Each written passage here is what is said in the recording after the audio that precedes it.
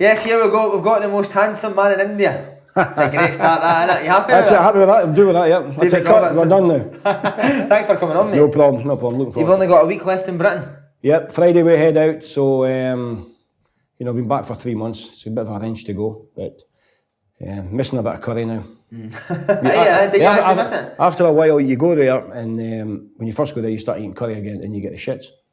And then when you come home, you eat plain food again, and you get the shits.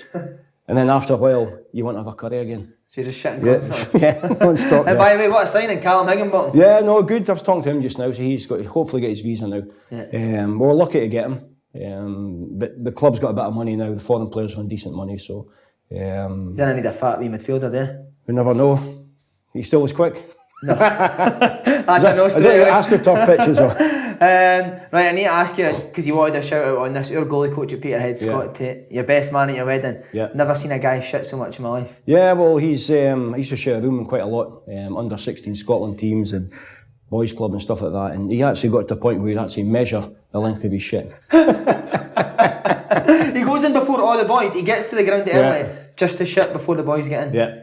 Horrible guy. He's some boy, good lad. Lovely good man. Friend, good friend. Rangers TV tonight, you still follow the results?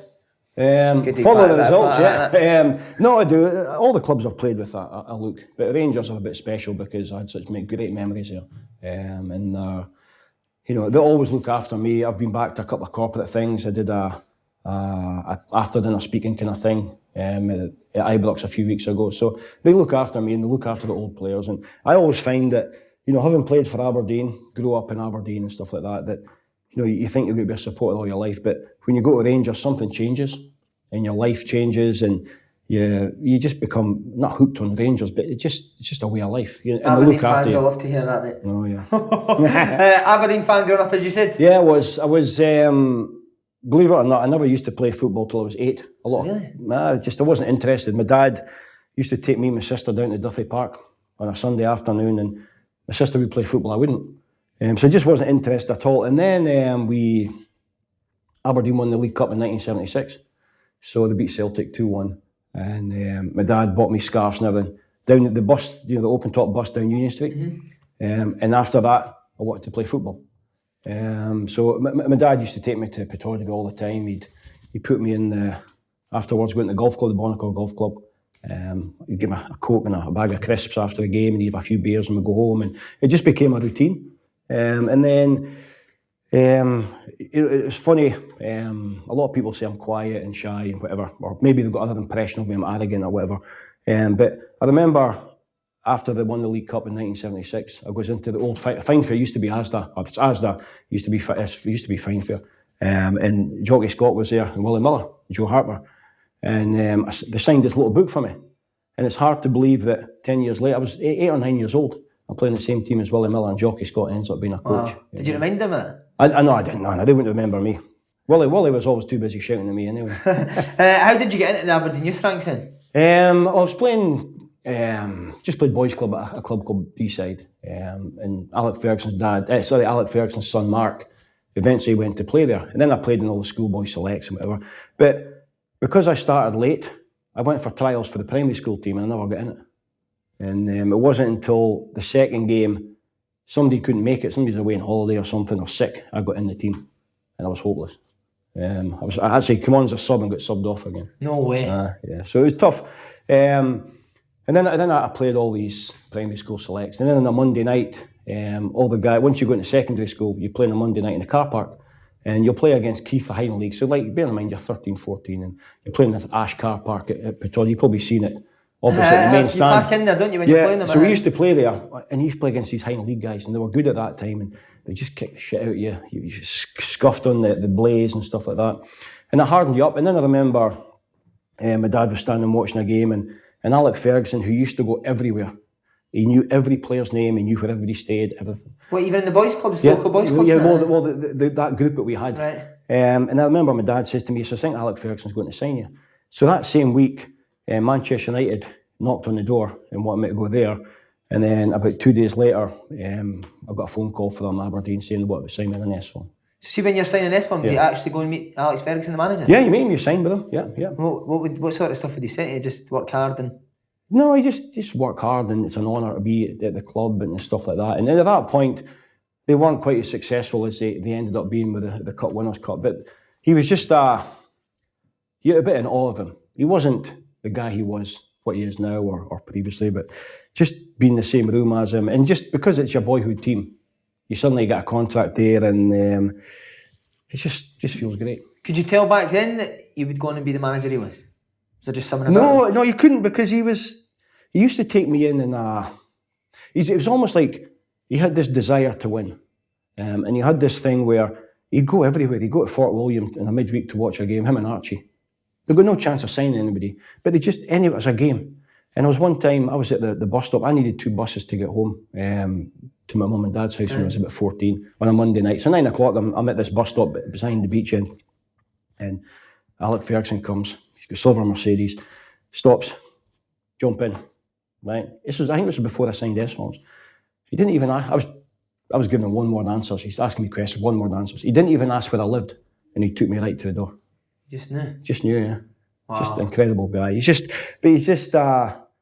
got just an instant respect. You know what I mean, from a guy. Brilliant. And you mentioned him as well, Archie Knox. Yeah. How hard was he on young boys? Archie was tough.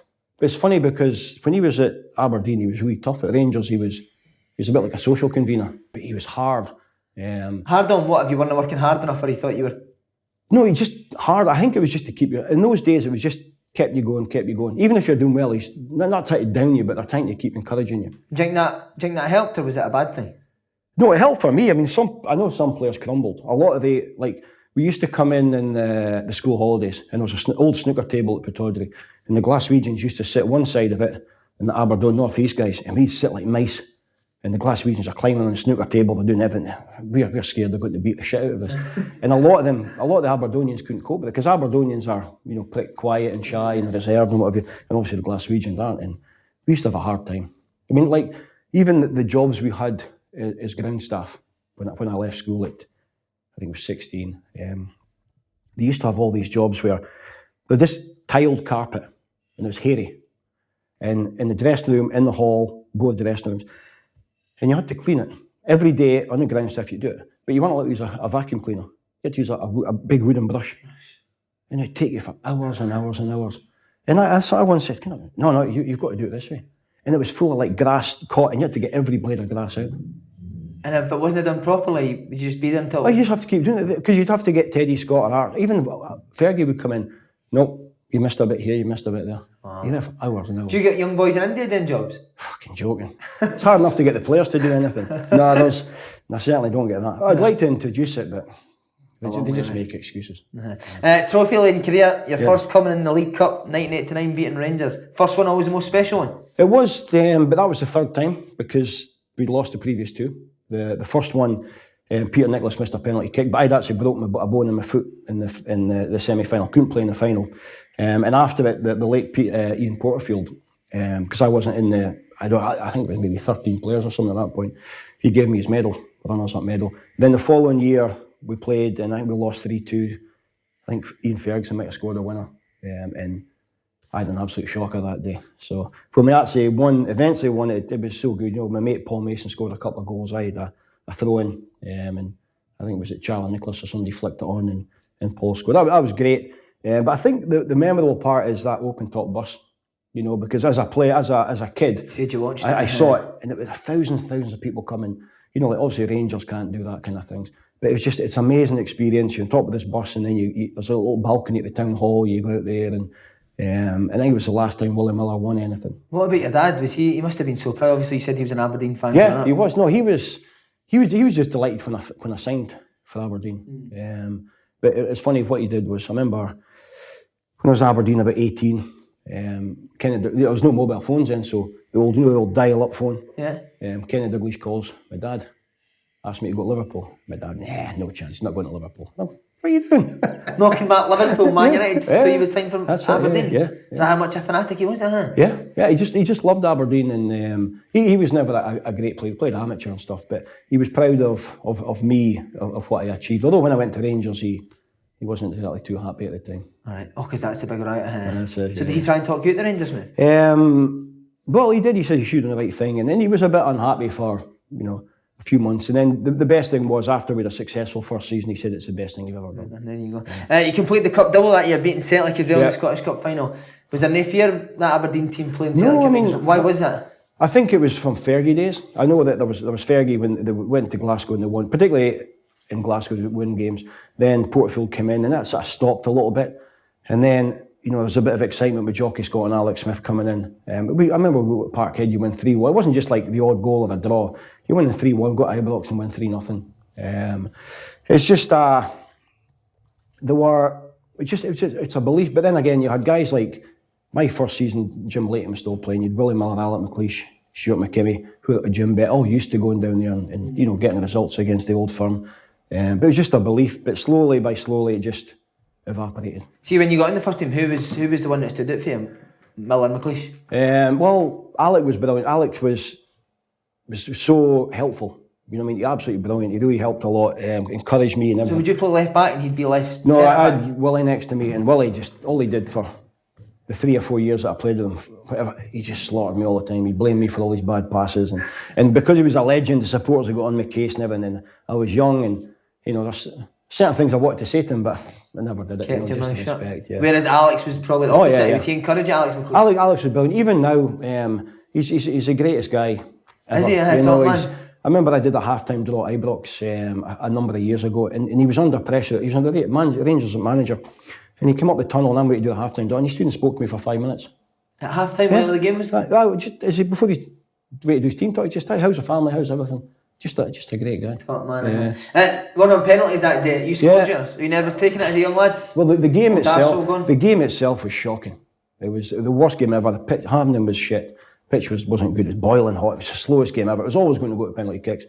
And then, it goes to penalty kicks and they picked the first 5 and I'm not able to tell this. And then there was guys like Graham Watson was playing. I'm not sure if Ian Jess was there. And I thought I better step up here. I'm a bit older than these guys. I better go and take one. So I go up and I'm going towards it. It was a Celtic end. I put the ball down, Pat Bonner's in goals. And I'm looking at I've got no idea what I'm doing here. I've got no idea what I'm doing. No idea. And then I just hit the ball and I was going to smash it to my left. And I mishit it. And I went straight. I could hardly run either because Mike Galloway done me in, had a dead leg. So my run up was like 2 steps. And I hit it. And thankfully I mishit it because if I hit it right, he'd have saved it. You went the right way, didn't you? You were going? He must have read it because I've no good. That was the first penalty kick I ever took, I think. Brilliant. Much my eyes, yeah. And party bus back to Aberdeen? Well, that was you think it was going to be a great event, but we stopped halfway up, which was a bit of a mistake. I think we stopped in Auchterarder or something like that, and in this hotel party. And You're not getting any good boozers in Auchterarder? Nah, not a lot. Well, we just stayed in a hotel. It was nothing. But then we get to just outside Aberdeen on the bus the next day again, and we do the whole thing again, and then a few of us have the real night out after that. All the younger ones, the older ones go home. Yeah. Brilliant. Alex Smith, Jockey Scott, as you said, management team at that point. What were they like? Jockey Scott, everyone says he's quite hard. Jockey was just miserable. He's never happy. I actually saw him a few weeks ago playing a golf event. But the thing, they were a good combination. Alec was good with the young players. I think he was a little bit in awe of Willie Miller and McLeish and these guys. But Jockey, obviously, he's got respect. He's played with Willie when Willie was younger. And he was a steady influence, and Alec was the good guy, But there was one time we're in Holland in pre-season. They fell out with each other. They were called co-managers. They fell out with each other. So it got to a point, even at dinner, they'd sit at different tables from each other. And like the physios and the coaches and kitmen, they didn't know where to sit. Where have we got to sit? Where have we got to sit? And then you'd maybe ask, like Jockey, hey Jockey, what time's taking? Well, ask him. Horrendous. Did they like each other though? No, they did, yeah. No, they got on well, but just, I don't know, for some reason they fell out with each other. So with Jockey Scott, would he not be scared in giving Alex McLeish and Willie Miller a bit? No, he's I remember a couple of times he gave Jim Bet a bit in the dressing room as well. But Jockey was good. Jockey put me in the shit. Me and Scott Tate actually. So convenient you mentioned shit and Scott Tate again. And we're away, I think we're in Hungary or something. So Alex Ferguson had this nickname of Tinhead. Right. So I remember we're talking away, and Jockey was assisting in this under-16 tournament. So we're talking away, and he's asking questions. He's obviously trying to suck us in here.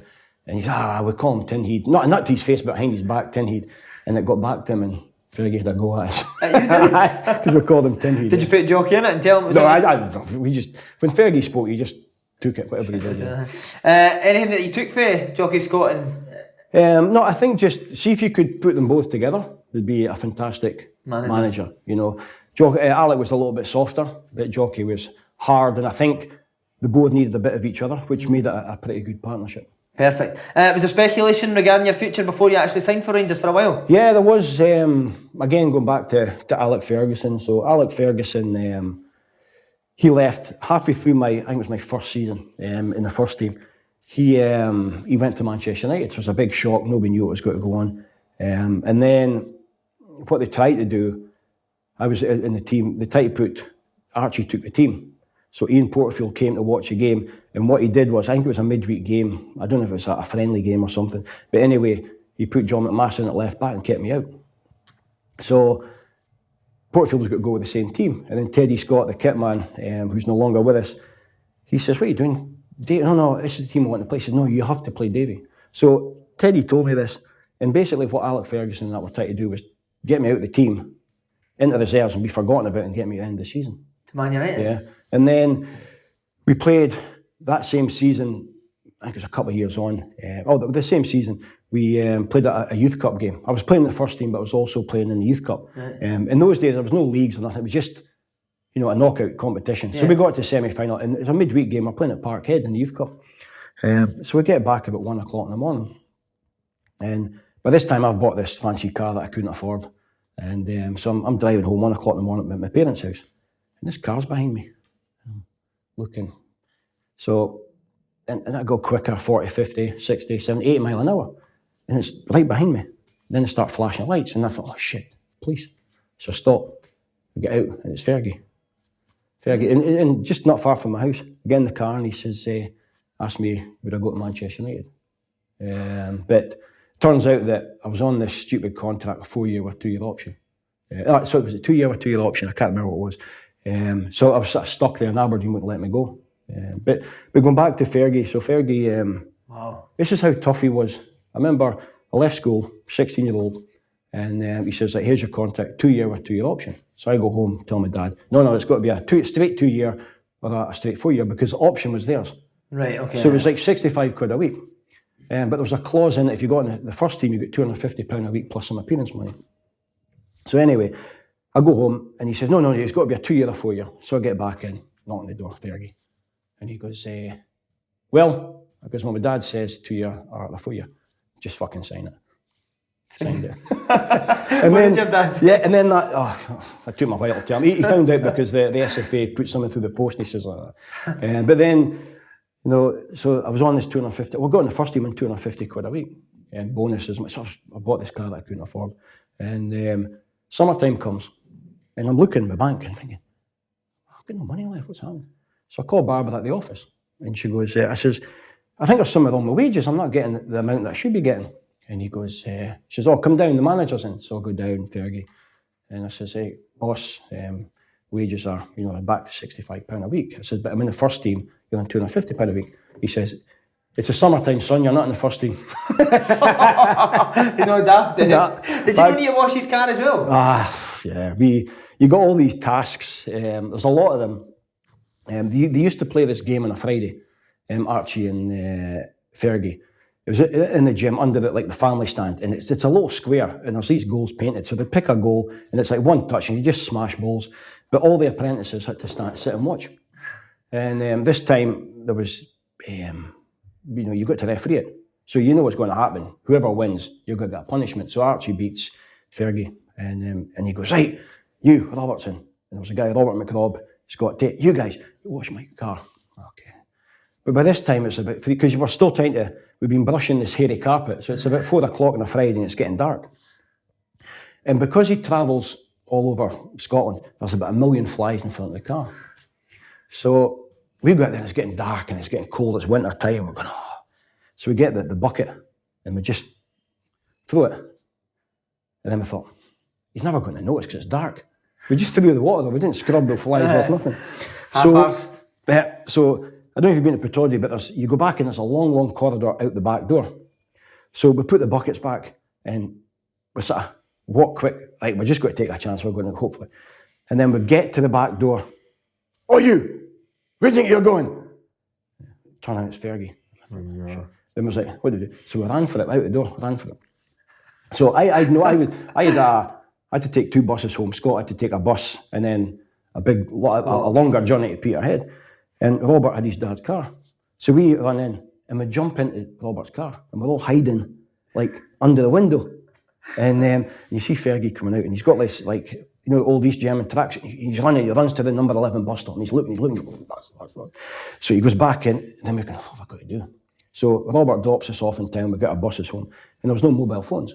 So Robert, before he gets home, Fergie's called his mum. He had to go back in and wash the car at night. Yeah. Wow, what a man, eh? Oh. But see when he was flashing his lights at you, did you go into his car and see when he asked you to sign for Man United, did you say yes? I said, I'd definitely be interested. But I said to him, but I've got this contract. And he says, don't worry about the contract. I signed you on it. Right. But it didn't quite work out. I go to places at night that flash your lights. No, I bet you do, right, going to Rangers. Yeah. When did you first hear their interest and were you delighted straight away? It was halfway through the season that there was an interest. Graham Souness was the manager then. And, big names, innit? Yeah. Fergie, Souness, so Souness was the manager, and I remember there was an interest. My agent was talking to him and everything. So it was all looking good and everything. But there was a few other clubs sort of sniffing about as well. But Rangers were the real keen ones because of the foreigner. You know, like, I think it was 2 or 3 foreigners. I can't remember at that point. So I remember there was a game played St Johnstone, Aberdeen, and we lost 5-0. I got sent off after about 10 minutes. And I'm thinking, I said to my agent, no, as soon as he said, no, it shows he's got a bit of devil in him. I thought that as soon as we loved it. Oh, yeah. So as time went on, I remember I'd almost agreed to go to Rangers. And it was a year where the last game of the season was Rangers against Aberdeen in the league decider. That was the last game I ever played for Aberdeen. So it was about maybe 5 weeks before that. We're in the bus, get the bus from Pittodrie to Seaton Park to train coming back, and then we're coming back and on the radio, breaking news, Graham Souness has gone to Liverpool. And I'm going, oh no. But all the Aberdeen players are going, yeah. And I'm sitting thinking, oh no, I'm screwed here. Don't know what I'm going to do. So then Walter Smith came in and I agreed to go there shortly before we played that league decider game. And I met him in a car park somewhere and just agreed to go to Rangers. Not the car park that I was talking about earlier. No. But did Aberdeen fans find out that you were going to? No, they didn't know. In my last game, it was probably a week or so before that league decider. Right. And then obviously I played, it was my last game for Aberdeen. But to be fair, I gave everything I could for Aberdeen. But even then, you could just tell at that point, Rangers had so many injuries. Like I think Ian Durrant played left back, John Brown played with a torn calf. They just had so much desire, you know. What was your first impression of Walter Smith?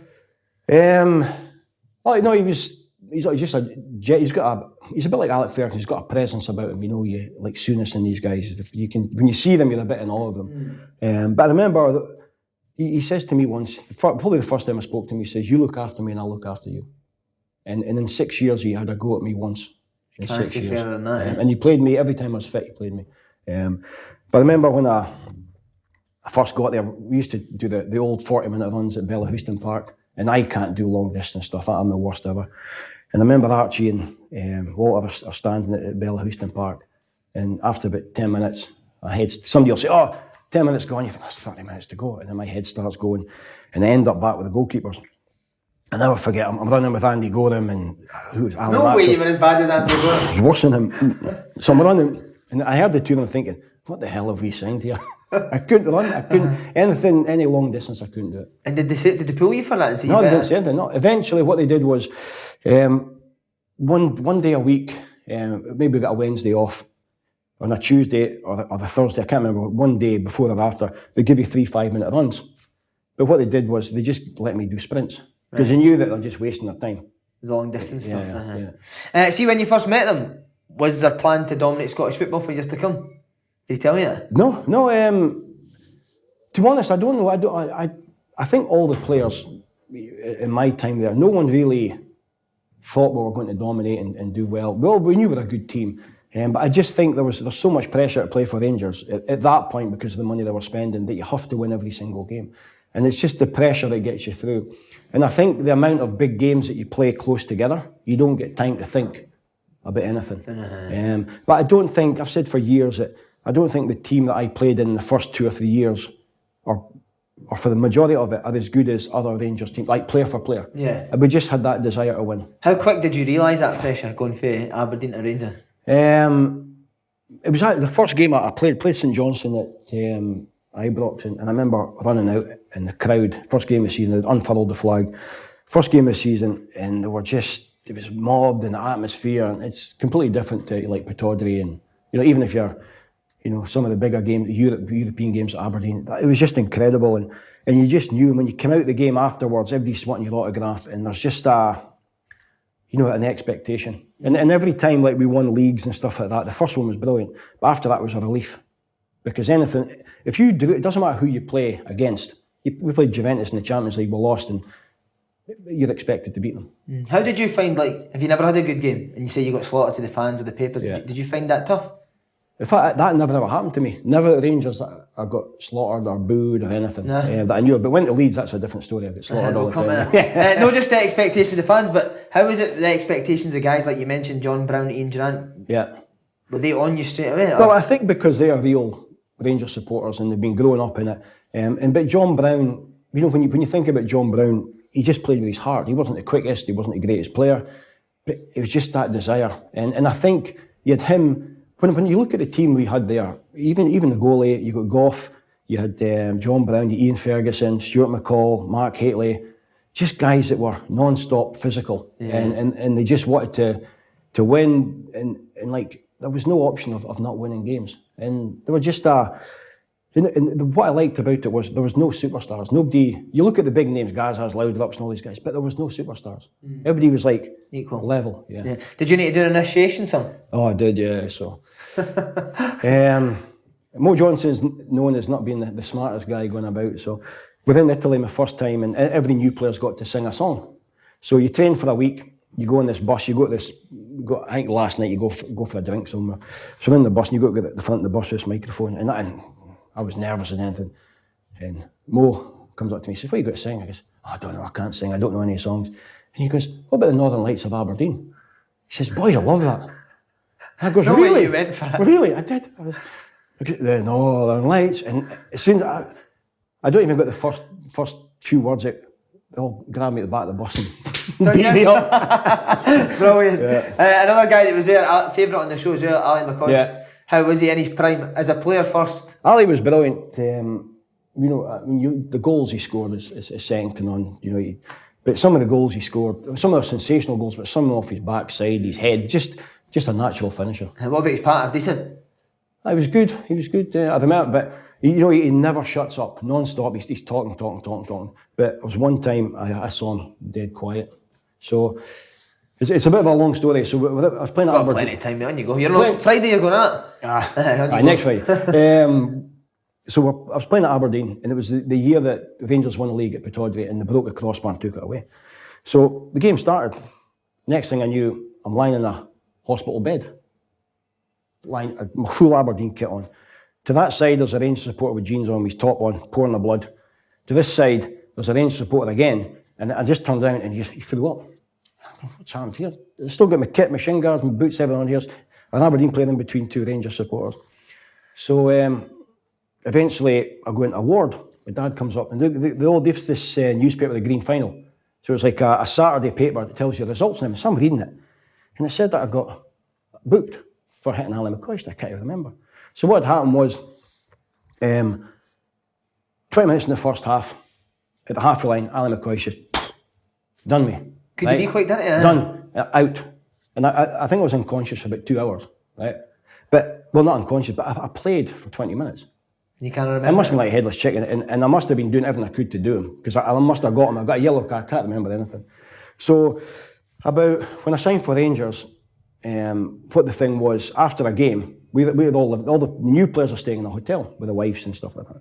So, after the games, cheap football players go back to the players' hotel and have a few drinks. And Ali's sitting there, and my missus, goes up to me, he says, Al, I've got to have a word with you, Ali. He goes, oh, what is it? You did this to my husband, and and Ali's like that. Speechless. Then later on he says, you know, it's the first time I've ever been stuck for words. Love that for your missus. Ian Ferguson, you sat next to him in the changing room. Yeah, actually, Fergie's brilliant. I think he's a very underrated player. Was he a good player? Yeah, he's good. I don't think he got the credit he deserved. He was another one, like we're talking about John Brown and Stuart McCall, and he's just Rangers guys.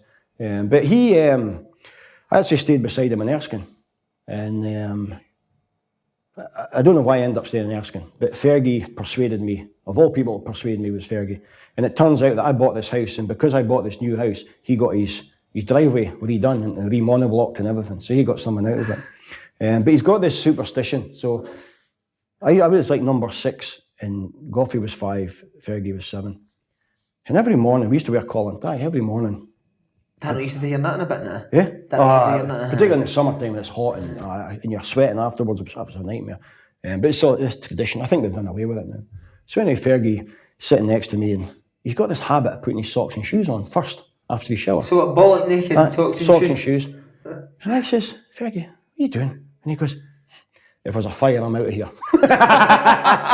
that was his theory. And he was superstitious. Like sometimes we go in the car together in training, just obviously we're neighbours. And he's got this thing with the magpies, 1 for sorrow, 2 for joy. And he'd just be driving along and he'd go, bastard! He sees a magpie. And he just keeps driving until he finds another one. Then we go to training. Oh, so you wouldn't go to training until he finds the second one, yeah. Oh, that must have done your head, didn't it? Good lad, though, good guy. Well, who was the hardest in that Rangers team? Because you like to tackle. Yeah. Who would you say was the hardest? I think Alan McLaren was brilliant. Was it at Hearts as well? He was at Hearts, yeah. He had tough injuries and stuff, but he's the best thing. He did it to Canio, I don't know how many times. He had this thing where he could do a touch tackle. So he'd actually make it look as if he's had and it's not a big game, make it look as if he had a bad tackle and on his second just a brilliant knack, and he was just so hard. Derek Ferguson and the United said Souness used to do that as well. Yeah. Deliberately take a bad touch. Yeah, I remember I came on as a sub for Aberdeen against Rangers at Ibrox, and Souness was still playing. And I'm thinking, God. I came in from the side and he saw me. I don't know how he saw me, he just stamped on me. And I just came on as a sub and I think, I can't go back off. See with the Celtic Rangers games, who was it that you would always try and smash early down? I was up, Joe Miller. I got sent off playing against him after 6 minutes. Scottish Cup final, Scottish Cup semi-final. So before the game, Archie used to wind me up because we were roommates at Aberdeen.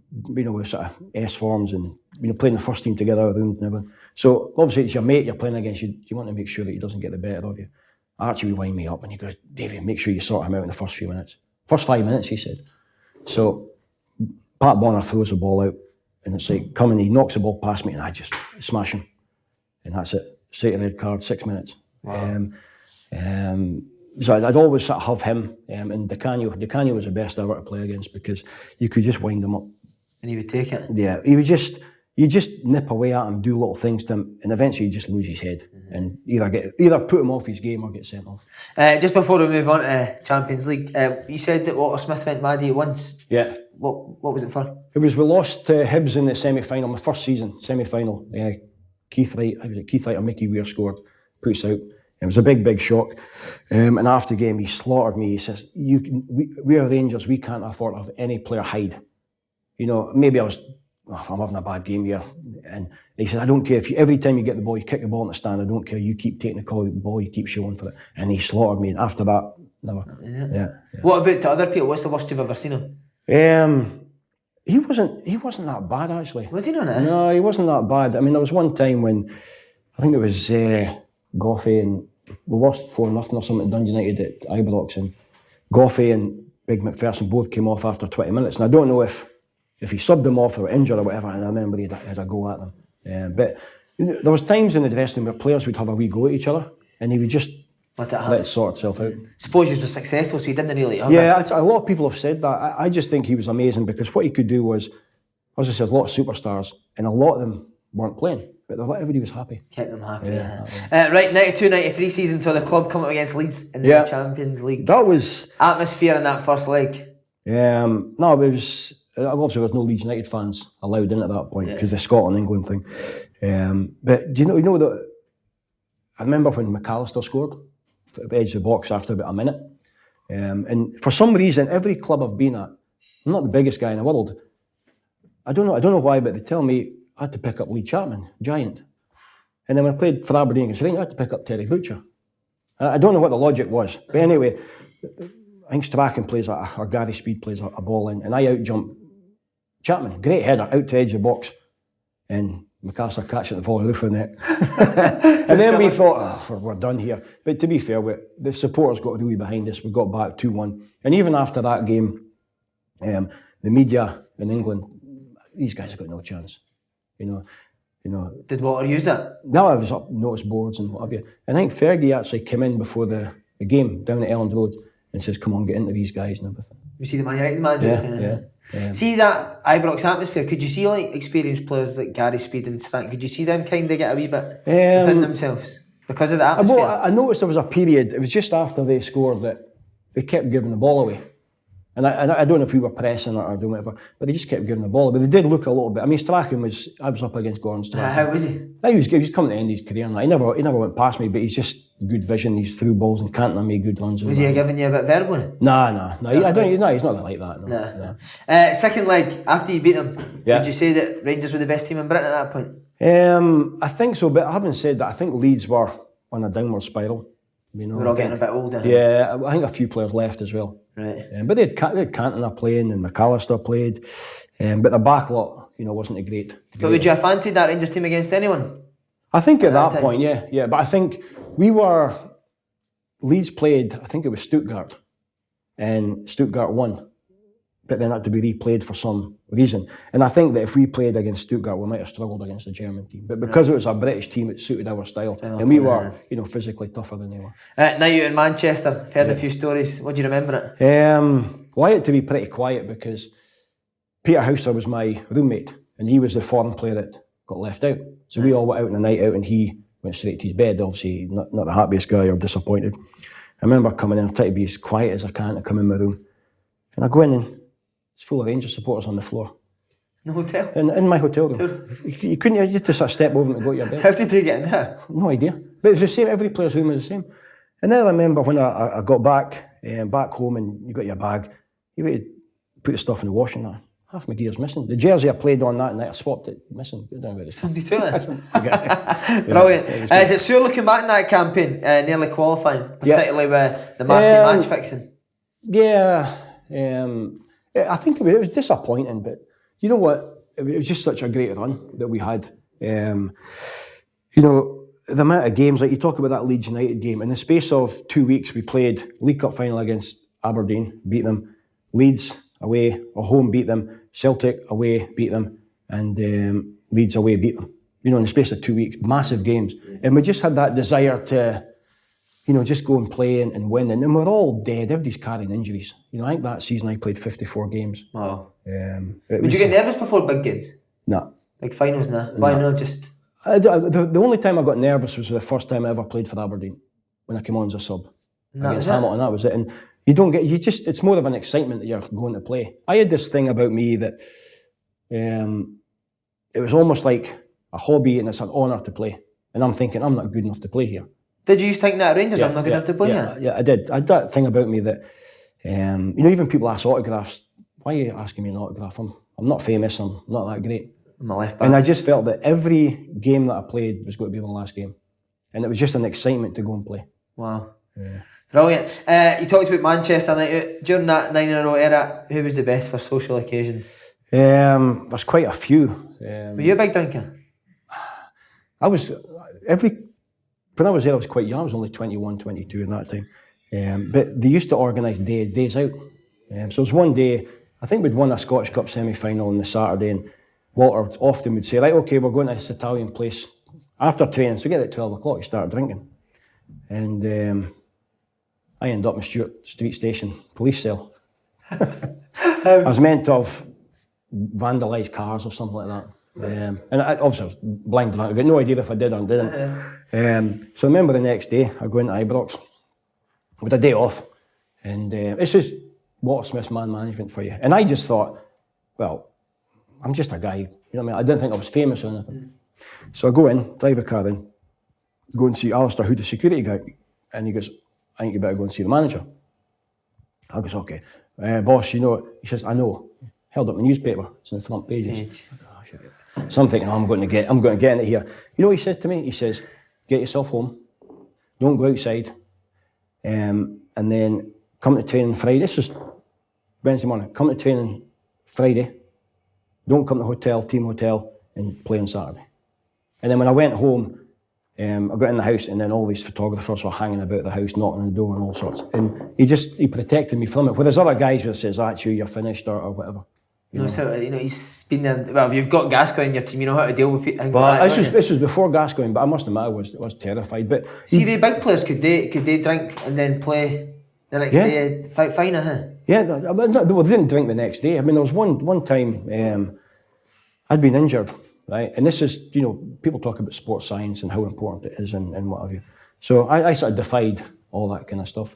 We played, I think we played a game against Hibs on the Saturday, and I pulled my hamstring. And we played Bruges, I think it was Bruges on the Wednesday, when Scott Nisbet scored that crazy goal. So I couldn't play in that game.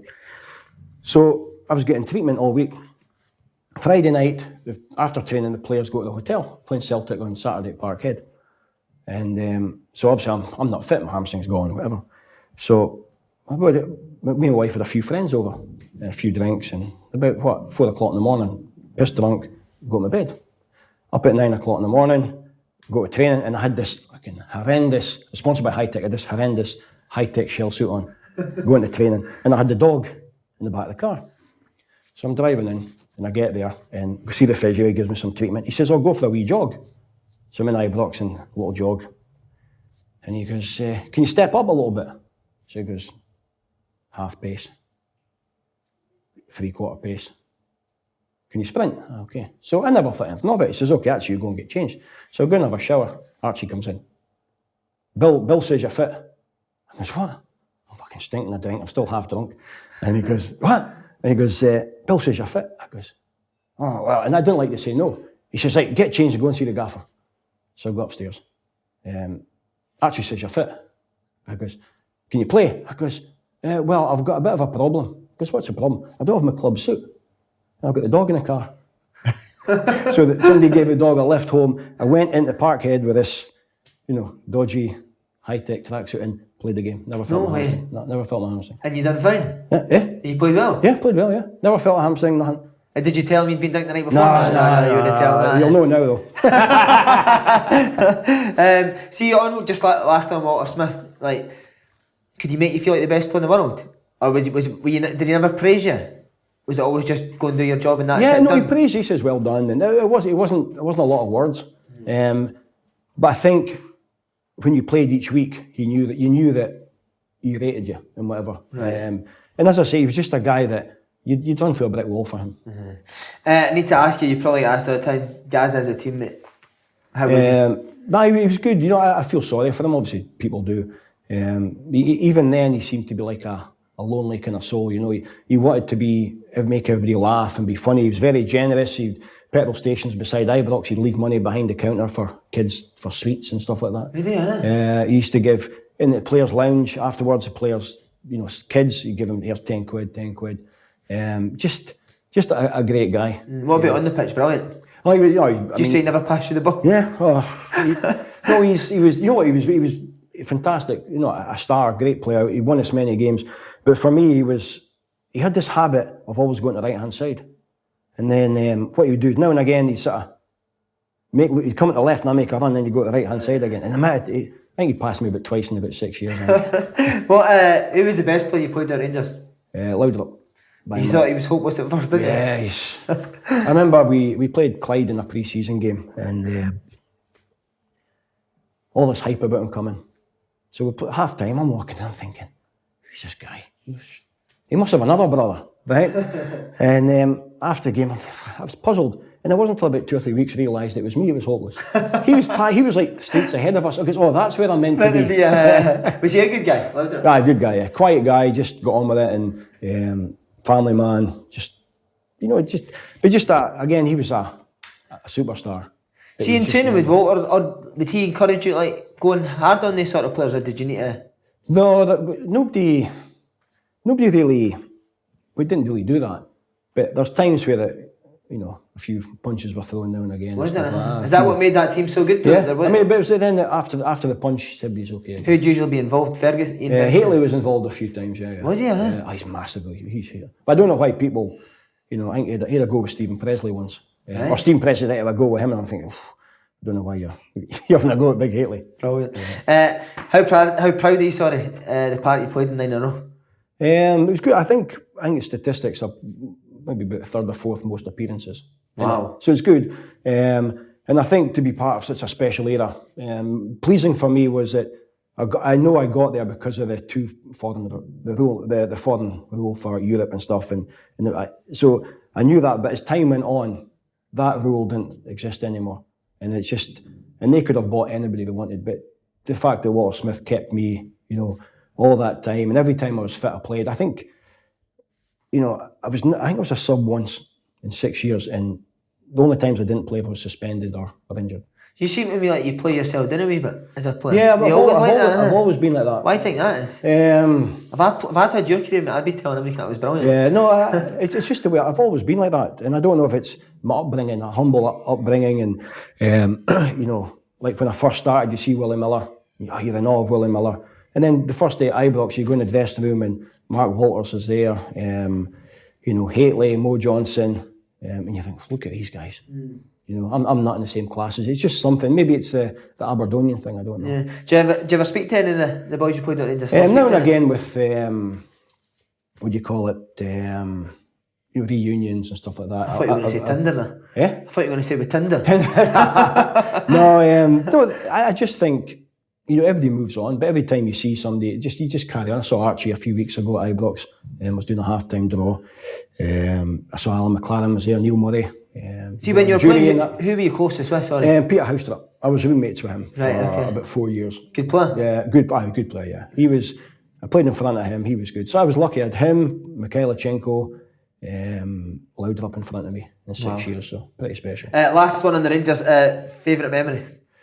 I think for me being a ex-Aberdeen player, the year we won the treble, Aberdeen were the manager of Willie Miller. He was the manager then, and we beat them in the League Cup. We beat them in the league, and I think they had enough points to be close to winning the league. They had a great season, and then we played the last game to win the treble at Parkhead within the home dressing room, and it was against Aberdeen. And we managed to win it. It was a real typical Rangers game. You go up 2-0, then you hang on for grim death. Lee Richardson scores just at the end, and we hang on. The relief at the end, and then obviously just seeing Willie Miller's obviously devastated that he's had such a great season. And I just think back to the amount of times he shouted at me, and I think, this is great. So just that day in particular, because it's Rangers, you're in the home dressing room at Parkhead, you've won the treble against your old team. Just fantastic. Did you used to get a bit for Aberdeen fans when you signed? I was. Dogs of you? Horrendous, yeah. I got death threats through the mail. I used to get mail. I used to get death threats. And I just, again, because I don't think I'm anybody. What's this? Really? Yeah, I just didn't even care. Did people at the club see that? Yeah, no, I didn't even show them. They just put it in the bin. When you think back now, that's shocking, eh? Oh, it is. Yeah, but I think you can. Supporters are passionate about their clubs, and I think. Aberdeen so more. When you think about Aberdeen, how successful they've been, and then obviously the Rangers domination, and obviously the Celtic now, because Aberdeen are, used to success. Do you still get it now for Aberdeen? No. Forgotten about it. I've got less hair and I'm fatter, so they don't recognise me anymore. Bloody gorgeous. Right. Why did you leave Rangers then?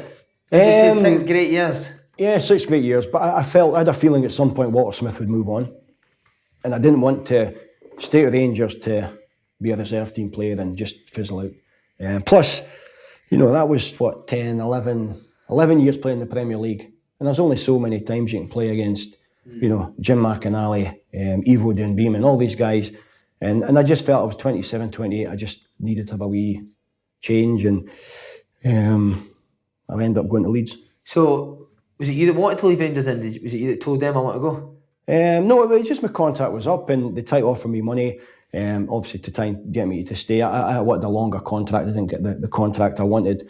But deep down I wanted to try something else. At that point, During that season, my last season, I almost went to Inter Milan. No way. But Roy Hodgson got sacked. It was almost virtually done, and then Roy Hodgson got sacked. In fact, no, Roy Hodgson. Me Roy ruins everything. Yeah? Me Roy ruins everything. Oh, I know. But he was... They lost a game.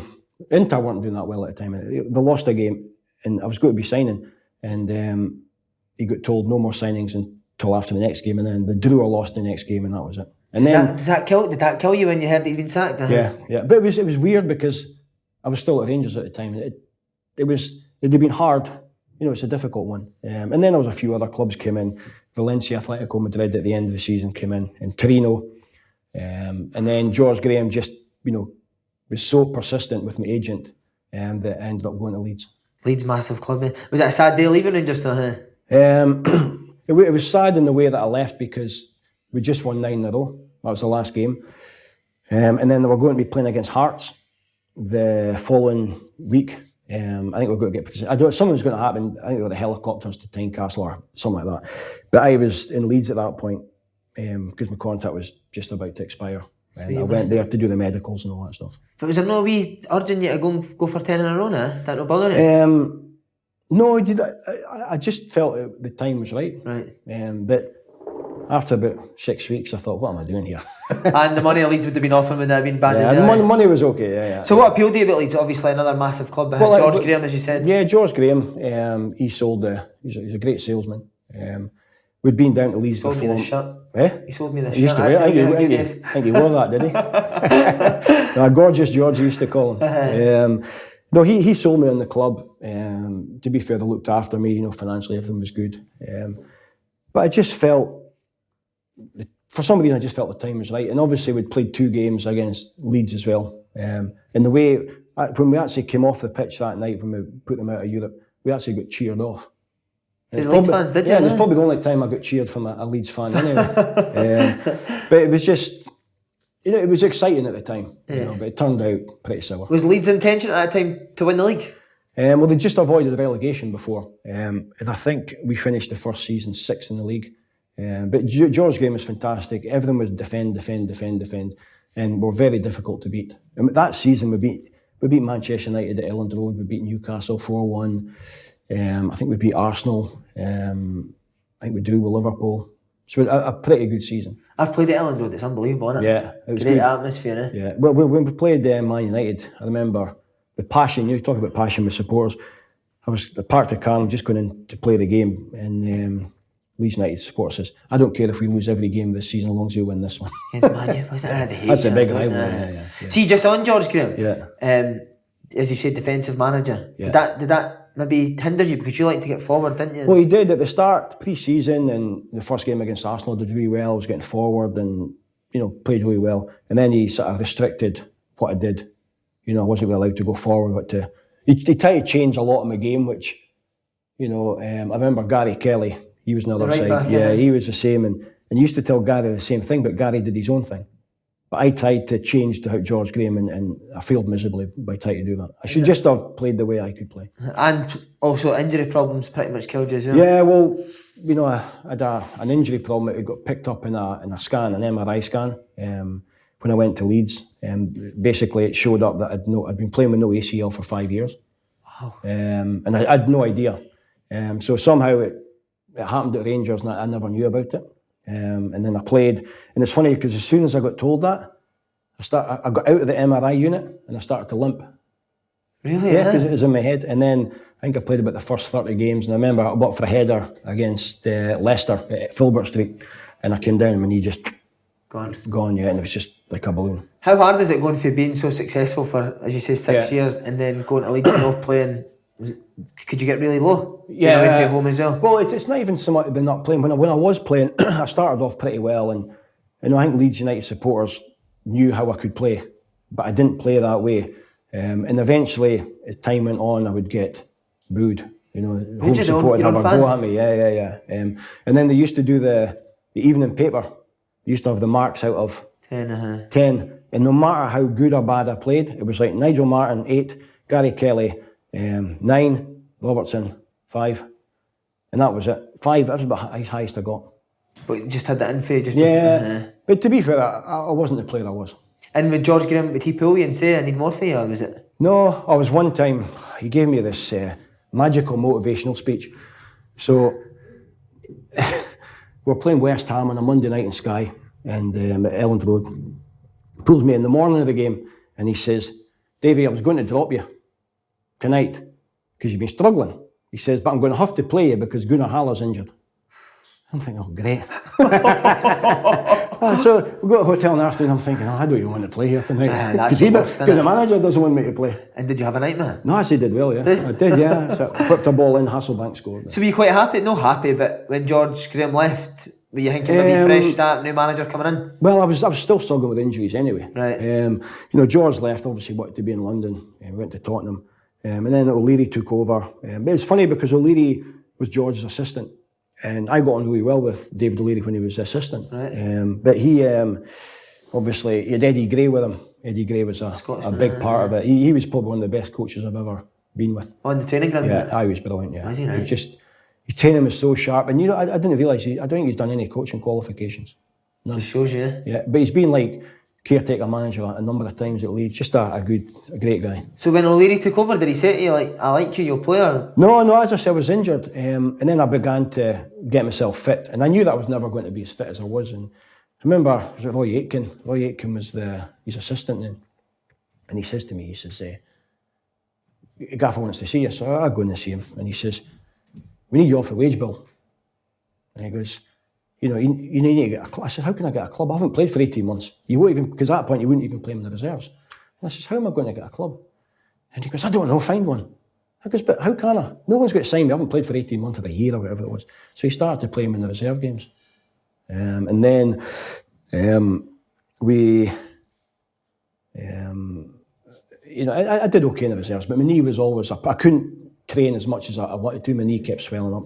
And then I get this thing, you're going to Barnsley. I guess, the one you go on loan. I guess, I don't want to go on loan. They were in the Championship then. So he says, well, just go and train, see what you think about it. So I go there and train. And then the next day we'll play a game, like a friendly game, up against Sunderland. And I was up against Kevin Coban. Zinedine Coban, is that what they call it? Yeah. And so I remember before the game, I said to the coach, he says, what about corner kicks? He says, do you want to pick up? He says, I don't worry about that stuff. Anyway, we lost 3-0, 3 corner kicks, right? It was just a reserve game, right enough. So then, I remember I was sitting in the bath the next day at home and my knee was massive, right? And I'm going, oh my God. The agent calls me and he says, right, they want to take you on a loan. They've agreed it with Leeds United. And I goes, right, okay. And I looked down, and this was like, the friendly game was on a Monday, and it was Tuesday. And I says, when's the next game? He goes, Thursday. I goes, right, when's the next one after that? Sunday? Because the Championship, you play millions of games. And then Wednesday, I'm thinking, look at me, I think, there's no way I can do this. So I said, no, I just tell him it's not for me. So I remember walking into Thorpe Arch, the training ground, and Eddie Gray goes, what are you doing here? So, and you go into the dressing room and all the boys go, hey! Because they all thought I'd gone, and O'Leary says, he had a go at me. He says, what's this? It's not for me.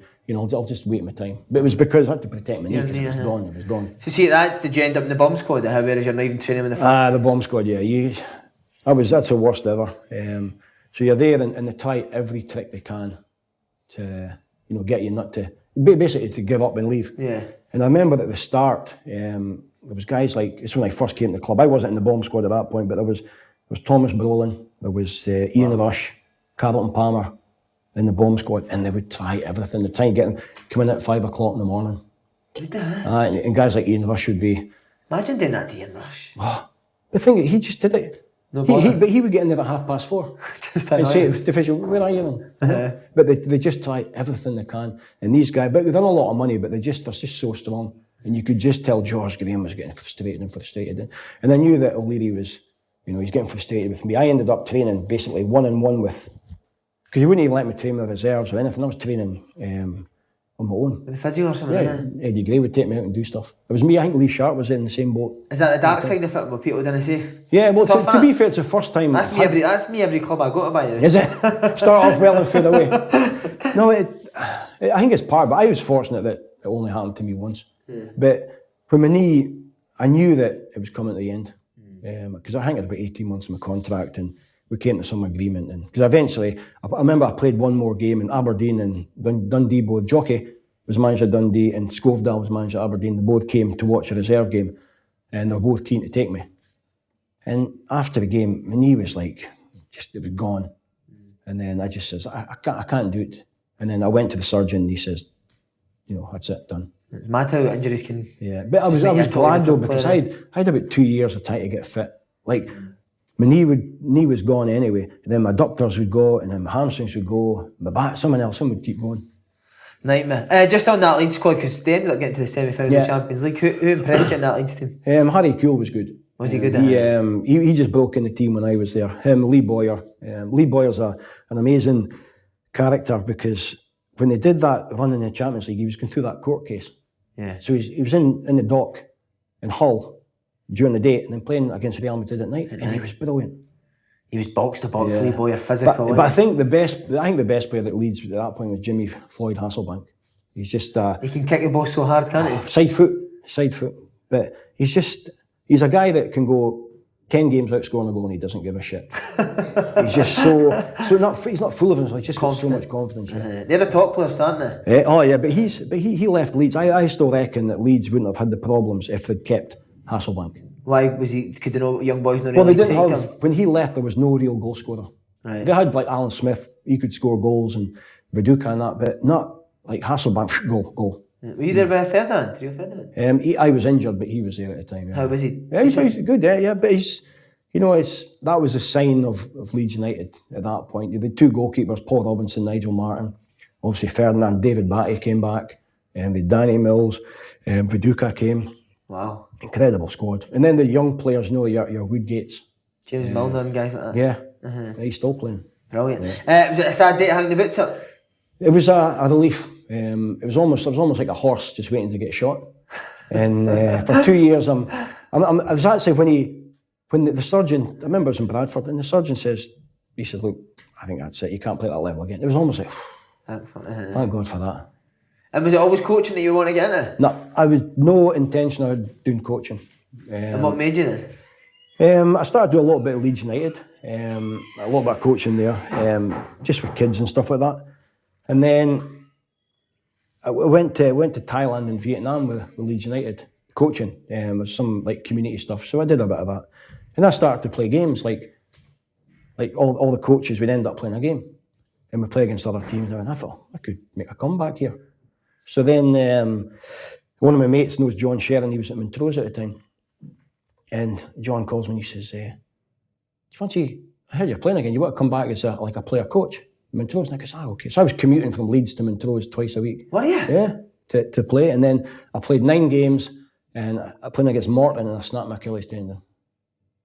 That was it. That was it, gone after that. And then after that, see somebody that's played at the standard you had, how did you find that going playing for Montrose? I found it really hard. One of the funniest things was with Links, you've been at Links Park, and I remember playing against Queen's Park, and I was at the opposite of the main stand, and all these Queen's Park supporters, there wasn't many there, and they slaughtered me the whole game, and I'm thinking, at least I won't have in the second half. But they moved around to us. Slaughtered me. That's hanging the wall. You can get every shout, can't you? But then you realise how lucky you were playing with the players you played. Yeah. Because it makes it so much easier. All right, we're shit. We get it. Why do you think managing in Scotland never worked out for you? Elgin and Montrose, as you said. I think I took the wrong jobs when I took them into Elgin. They were either bottom or second bottom. So my first season they were bottom. Then I took them to 5th, I think it was. It was the highest ever finish. Yeah. And then I left shortly after. I was actually in the playoffs when I left. And it was just, there was going to be a takeover. Somebody I knew was going to be a takeover, and it all just, the usual stuff. The locals didn't want this guy in. And it just sort of fell apart. And after that, I just says, yeah, a bit scared of it. Yeah. And then I don't know what it was, because I just felt the team was going well. We were getting there. But I think some of those clubs, and rightly so, you can go and look what happened to Gretna. That could have been another Gretna. Eventually it's going to turn to shit. Burst, So they were probably right in what they did. So then I just quit. And then India, Real Kashmir. How were you first made aware of the job? Well, at that time, I was coming at the end, and I had this guy that sort of inquired about stuff. And anyway, I got offered 3 jobs: one in China, one in Uganda, and one in Kashmir. And Kashmir was almost a club that didn't exist. It was just it was new. And I thought, I don't know about China. And you look at China now, I wish I'd done it. And then Uganda, it was a sort of non-starter kind of thing. So I thought, I'll have a go. So I did absolutely no research on Kashmir, no idea. I knew it was in India, and I thought everywhere in India was hot. And this is the only place that's got winter. It's got 4 seasons, a nightmare. So I arrived in January, I stepped on a plane. That's why they picked the Scotsman, sorry to interrupt, that's why they picked you. Oh, no. But I think that why I took it was it's a new club, let's see what can happen. Because they actually applied, it was a brand new club because there was floods, devastation. So these 2 guys decided, Sandeep and Shamim, let's start a football team, professional football team. Oh, okay.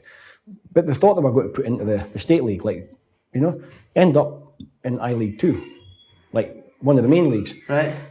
And they didn't know. So then I go and play, and you've got to get all these players, and it was actually not a fluke. It was incredible, the journey. But when I arrived in Kashmir, you get off and it's like it's a military airport. So did you know that before going there? I didn't know anything. You didn't know about the conflict between India and Pakistan? Nothing. I think if I knew it, I wouldn't have gone. Obviously. So I get there, and then you get there, and 2 days later, I got a phone call, and the curtains are closed, and one of the coaches says, "Are we training today?" I goes, "Yeah. Why wouldn't we be training?" "Oh no, it's okay." And they don't like to contest anything you say. I goes, I don't know. Opened the curtain, snow up to here. Couldn't train. And then what they did was somebody says, one of the owners says, you want to train indoor? So we couldn't train that day. Next day we'll get somewhere indoor. I guess, okay, no problem. So we'll go, and it's a room like this. And it's got windows all around it, it's got ceiling fans hanging down. And it's this green carpet. And I'm thinking, okay, so where are we training? Oh, we're training here. You can't train here. So 24 players in this room. In a box. So the next day we went to try, and they said, we've cleared the pitch. But they hadn't, they just made snowmen. So we had to run around it. The next day I says, look, we'll go to the indoor place again. So we'll go to the indoor place and we do head tennis or something. And then when I'm leaving, I've got a driver, and the driver was late. And I'm watching people putting furniture back, and it was somebody's house. Oh, brilliant. Was there any, the early days, did you think, oh, fuck this, I'm going home? Well, I did. After 3 weeks, I went home. I went back to America. I says, I can't do this anymore. And he persuaded me to stay an extra week or so. And then he said, look, make sure, can you come back? And to be fair, I'm glad he's persistent. And the lovely guys, the guys? Good guys, yeah. See, when you first got over there, what was the standard like? The level, there's some good players in Kashmir, but because it's a forgotten state, nobody really knows about it. But the level, I took a team to over here, played Albany Rovers and Stenishmuir, and there's only 1 player left, and we got battered 5-0 and 6-0 by those teams. This was when you first took the job. When I first took them over, I took them over here for a week, played a few games. We drew with Partick under 20s, and played Jamie McKenzie's Fourth Wanderers, played them, drew with them. It was a good experience for them, but as I said, there's only 1 player left. So see, when you got that team at first, what was your thought, just make these players better? Or I need to get new players in? I don't know, because they were playing the following, that was in the summertime, but we're playing I think in December, January time, we're going to play the I-League 2. And I'm thinking, I need to get players in here. But I didn't even know the standard of I-League 2. I had no idea. Yeah. So then you have trials and agents call you, and cause it's a good time of the season, I-League 2, because it's, there's a lot of free players there. Right. Yeah. And British players, was that your first thought, or was it just any players? No, I took, I got 2 Africans. In I-League 2, you're allowed 2 foreign players. So this 6'5" striker, Bernard, and Loveday, who's still there now, he's a Nigerian. Good players. The Africans are good there because they're used to living in not the best of standards. Yeah. What did players think when they first move over and they see all the militarised stuff? Well, is that a shock to them? No, I think they just do it. There's no, my concern was when you get some of our Indian players that know all about Kashmir, there's no problem in them coming. Like this next season coming, we've probably got the best winger in India coming to play. Right. So But when you're actually there, it's not as bad as you think. One thing I definitely wanted to ask you: how did the Indian boys take to your British? Because I've seen you do go off your nut, didn't you? Yeah. Is that the done thing over there, or was that something completely No, it different? wasn't. No, to me, when I first went there, I didn't swear. Right. The first period, I didn't swear. But then the frustration's getting. I'm not frustrated at them. I'm frustrated at, like, the first home game we had with dressing rooms for the first time, and there's a kit man, there's a boot guy, and everything. But because it's the first in the I League, there's all these constraints and standards you've got to set, or you've got to, jump through hoops and everything. I walk in an hour and a half before the game. There's no kits, no boots, empty. First game, it's live on TV. What's this? They'd all started. They're doing security. They're doing something else, and they forgot. Forgot about the strips. Forgot about the kits, important things. But they just, the frustrating thing is that it'll be better this season going, because I've had to tell them everything that has to happen, and they did a lot of it last year, and obviously this year will be better. But it's even the little things. It's the little things like kits come and the number 6 is missing. And then they'll say, but you can wear any number. I said, no, it has to be number 6. Oh, not a day, you're not a minute. Yeah. And like meetings, for a while, I had this little guy. He's no longer at the club. So Akib, like late for training all the time. And then he wouldn't shop. Where were you? They've all got like scooters and motorbikes. He says, on my bike, there was a puncture on it. I guess, all right, okay. So a week goes past. He sends me a text message. He's like this, pointing at his bike, burst tyre. I go, say, okay, fair enough. And then 2 weeks later, exact same picture. Same picture, unbelievable. See what you said about how it was when you went at the start, and how it is now. You said it'll be much better this year. Are you quite proud of the job that you've done? When I first went, there was no dressing rooms, nothing built. There was like 2 rooms they used to use only for big games, like I League 2 games. And then when you look at the crowds, we used to get probably 300-400 at I League 2, and the stadium holds 15,000, and you shouldn't get it, but we get over 20,000 every game. Yeah. They're hanging up on TV towers and everything. Watch, brilliant. Yeah. Your son Mason's over there, who I played with as well. Yeah. Did it take a bit of convincing to get him over? I think it did. It's funny because him and my wife's been there as well, and I've painted the blackest picture ever, and they think it's not that bad. Because when I first went there, I didn't know anyone. And the internet in the wintertime, it just disappears for hours. You didn't get internet? Internet, no. So you can't even watch old Harry Horn now? No. You can't do anything. No. And then you have to eat in the dark, lights are out, everything. In the winter time, there's power cuts, 2 hours, 3 times a day. And we were in the hotel now, so it's a luxury hotel, so that doesn't. And is the big man enjoying it? He's flying, no, isn't he? He loves it, yeah. He's lost, I think part-time was hard for him because of just his build. He went to Dundee United and Queen of the South before Stenishmere and Peterhead, and he probably wasn't the fittest he'd ever been. And they really liked him as a player, and I always know that he can play at a high level, but he just had to lose the weight, and he's been full-time, and 20 pounds he lost. And he's, in some of the bigger clubs have offered him big money to go. How do you manage your son? Do you go mad at him? No, he's easy. I'll say to him now and again, I says, look, today I might be giving you a bit of a hard time here, so just take it, even though you don't deserve it, because I have to try and make it look a bit even, like I'm not being biased. But to be fair, he's been brilliant, and he'll call me coach, and he doesn't cause any problems. You wouldn't know that he's my son. Do you hang about together after training and stuff like that? I know, and he'll come to my room now and again. Yeah. He comes to my room and takes a shit. That's what he does. And then leaves. I love that. Is the hope to get moved back to Europe, or are you quite happy there? Yeah, no, I'd like to at some point. I'll do this season and see what happens. But it's difficult, I think, because I've been away for so long, 10 years in America and a couple of years in India. It's just difficult to get back. But there's only so much time that I can do this for, because I've been back for 3 months now, and it's going to be hard to go back. And I do, obviously, you miss your family, your wife and kids, and your home surroundings and stuff like that. So I'll do this season, and then see what happens after that. Right, just quickly on the place, most harrowing sight you've seen? Harrowing sight or bizarre? Both, on you go. Both. A couple of times, one game we were going to Delhi in the team bus, and they stopped at traffic lights, and I just turned around, and there's an elephant stopped at the traffic lights. This guy's pulling an elephant with the branches over it. Oh my God. And then later on, we're driving down, and cows are sacred. So if a cow's in the middle of the street, you can't move it, you've got to wait till it moves. So we had a game delayed because we couldn't get past this cow. Oh my God. Do you go mad or do you just laugh? No, you know what? It's like, it happens, you know? Or the best one is, it happened in I-League 2. So you get all these like high flyers, the guys with the suits on, the AIFF guys. So you were playing a game. So this game in particular, it came to half time. So I go in, I just closed the door, and the guy knocks in, we need to go out. I says, we just got in.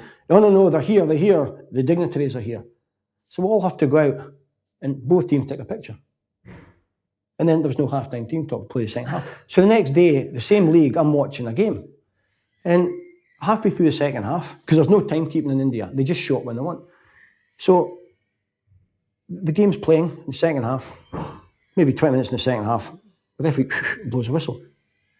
These guys with the suits walk on the pitch, and both teams together, all happy picture, take the picture, they're off, and then bounce the ball, away and play again. Brilliant, love that. Because you've had games where it's been cancelled, but then the other team gets points for no reason. Well, we had in Kashmir there's a lot of killings, shootings. Right. Militants get killed and what have you, and there's always a strike if that happens. But it's almost like daily life. But we had a game, with 3 or 4 games to go, we had a chance of winning the league last year. So we're playing Minerva, and it was just when there was a Pulwami bomb, it was a suicide bomb, and it was about 20 miles away from where our hotel is. So obviously there's a big concern there. And so the guy from Minerva says, we're not coming. He says, it's not safe to come. And we're going, oh my God. But he never officially said it. So we didn't know that if he was coming or not. So it was almost like the Scotland-Estonia game. We had to strip, get ready to play, knowing that he'd probably not coming, so he never came. So the league, nobody knew what was going to happen. So the league sort of half said, you'll get the 3 points because he didn't show up. But I think he put an injunction in court because, it's not safe to go there. To go, right. And then the next game play, we're going to be playing against East Bengal, and that got snowed off. And then the league says, you have to play in a neutral venue. It's not safe to go there. So we played there, we lost the game.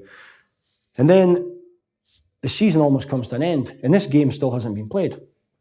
So they can't dish out the prize money at the end of the season because there's one game outstanding. And the game doesn't mean it. We finished third anyway, and they were, I don't know where they finished. So the league decides, we'll make it a draw. That's it done. A draw. So you think next season, I don't fancy going to Kashmir, we won't go and we'll get a draw. Brilliant. Also in the show you highlighted one of your opposition's owners taking the team. Yeah. The skinny guy. Yeah. Is there hundreds of characters like that? No, there's a lot of them. The big thing in India now, they're going for all these Spanish coaches. Right. And they all want to play like Barcelona, and the players can't do it. Do you just kick shit at them? Yeah, well, we press them. Yeah. And we don't allow them to play from the back, but they continue to do it, and they can't do it. But there's some good guys as well. In the other league, there's guys like John Gregory there, Steve Coppell was there, and Phil Brown's there. Right. But it's a good place, and to be fair, the club I'm at, they look after everybody. There's a lot of clubs in India that, in the league we're in, it gets to a certain point in the season, they stop paying players. But we've never had that issue, Do you speak language now? No. Have you tried to learn? No, but all the players speak English, apart from, we've got a French guy, the big striker we've got, he's French, he can't speak any English. So I've got another guy from Ivory Coast that speaks French, so he talks to him. Right. But there's a guy, Farhan, he's the only guy that can't speak English. And he's some boy, he's a great player, he smokes. Right. But he's the first player that plays. He's a local guy. And I remember we're playing the I-League 2, and after the game I said, you were effing brilliant, you were effing great, you were brilliant, brilliant. And the next day I see him walking about the hotel and he's like this. So I asked one of the players, Hamad, I said, what's up with him? So you can speak to him. He says, I thought I played well. Why was the coach shouting at me? Because I kept saying the F word. and I had to tell him why. It's just, Brilliant. Yeah. You've done well there, as you said. You must have had interest for other clubs, countries. I had a couple of teams in India, bigger clubs in India and then Middle East. But, I just think that if I'm going to go, I think I'd only move to go home. unless I get sacked. You know, You'll not get sacked. Don't scare me. I've watched that programme, they're not shit scared me. I don't know. One thing I do want to ask, have you sacked that youth team manager yet? No, not yet. No. But have you played the youth team again? No, I'm not playing them again. No. Kicking for No. you, So we had he's talking about bizarre things. So on a day-to-day basis, the start of the season, because we're in the big league, there's a lot more security. So before training, I sit up in this room above the dressing room, and this guy comes in with a metal detector, and I didn't say anything. She asked me, "Can you sign this?" I goes, "What am I signing?" He says, "Just to check that I've checked for bombs." Tremendous. But just lastly, you would let a manager's job back in Scotland eventually? Yeah, I'd like to come back. Why do you think there's not been any offers? I think it's just because I've been away for so long, and maybe it's a different environment. But to be honest, you know, there's guys like Dylan Kerr as well. He's been successful. I think he's out of a job just now, but he's been all these other places as well. He's probably done more than I have, and you know, he can't even get an interview. Right. You know. Is that frustrating in Scotland that you can't get interviews? I think it is, because obviously it's close at home. You know, I've had to go somewhere else, but don't get me wrong. As time's gone on, I really enjoy it, and I'm glad that I've done it. And I think, you know, in a few years' time, you'll look back and think, oh, it's been a fantastic experience. Is there no Netflix documentary as well, do you say? Yeah, Bollywood are doing a movie with actors and actresses. So you're getting the Bollywood gear on? Nah, I don't know. I might play Get Rabsy Nesbitt to play me. Who knows? David, pleasure. Thanks very much. Cheers, Simon. Okay, brilliant.